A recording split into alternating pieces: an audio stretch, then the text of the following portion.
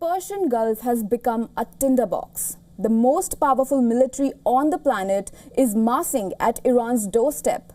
One aircraft carrier deployed, another is rushing to the region. Waves of fighter jets, guided missile destroyers, a naval armada of historic scale are circling. 2 rounds of talks between Iran and the US have failed to find a common ground. But inside Tehran's closed rooms, strategists are running a very different calculation. Because if talks collapse and the bombs start falling, Iran has only one window to change the course of this war.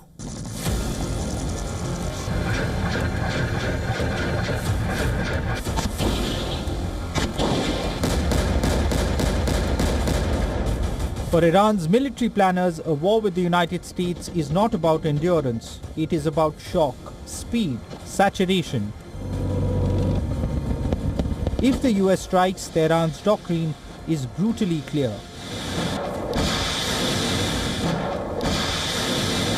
Hit back immediately. Hit back everywhere. And hit back hard.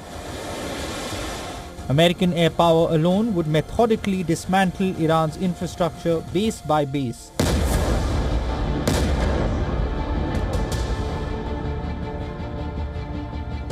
Not easy to make a meaningful deal with Iran. We have to make a meaningful deal.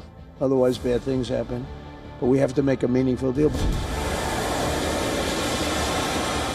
But winning, Iranian commanders have long argued, is not the point, and survival requires one devastating, coordinated opening blow before the Americans can establish air supremacy.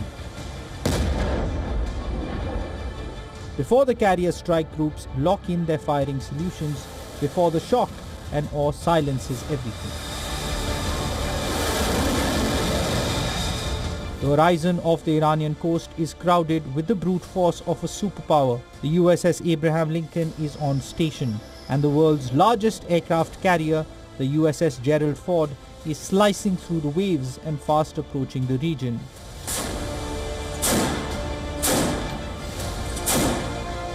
The massive naval buildup, coupled with a surge of elite fighter jets and about 40,000 US troops, is designed to force Tehran onto its knees. Washington's demands are absolute: zero nuclear enrichment and a total halt to ballistic missile development. But behind the closed doors of the Muscat and Geneva talks, the diplomacy is failing. The threats are rising. So what the president has been very clear with the Iranians, and actually I just talked to Steve Witkoff and Jared Kushner this morning about some of their negotiations, is the United States has certain red lines. Our primary interest here is we don't want Iran to get a nuclear weapon. We don't want nuclear proliferation. Iran is digging in. Supreme Leader Khamenei fires back with a chilling pledge. Iran's arsenal includes weapons capable of sending American warships straight to the seabed.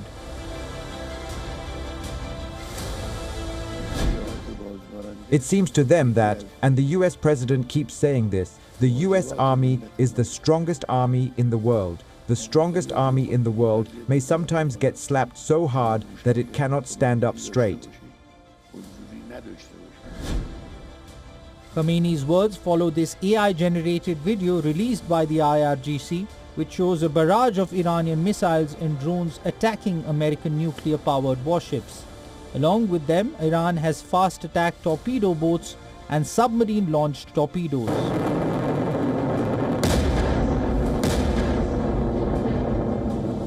If the order comes, the Islamic Republic's strategy is not a slow burn, but a devastating immediate wildfire.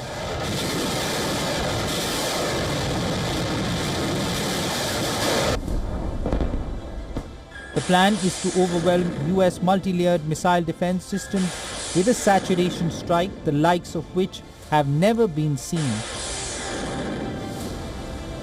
Simultaneously, the Houthis in Yemen would need to join Iranian forces. It has the firepower, ballistic missiles the kind that have already struck deep inside Israel.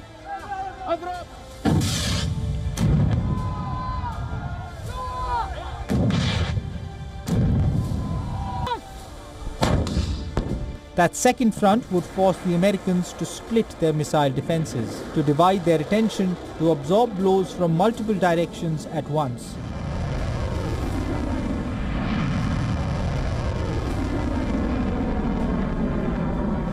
Now, in an interesting development, Russia has sent a warship to the region. Iran and Russia are holding drills. By embedding Russian assets into the Iranian defense perimeter, Moscow is creating a strategic shield. It complicates any potential US strike plan, forcing American commanders to consider the risk of hitting a Russian hull.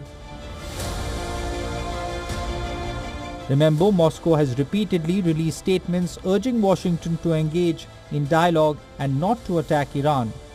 Iran also continues to show its prowess. It conducted military drills in the strategic Strait of Hormuz.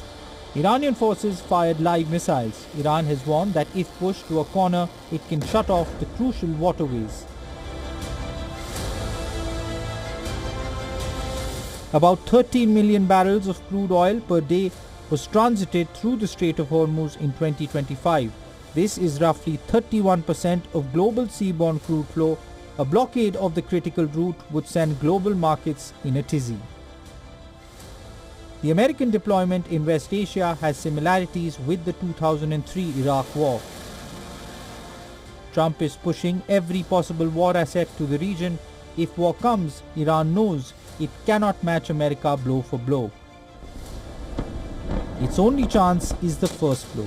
A massive opening strike meant to change the battlefield before the war consumes the nation. After that first hour, the balance shifts decisively. Tehran knows it. Washington too is aware of the risks.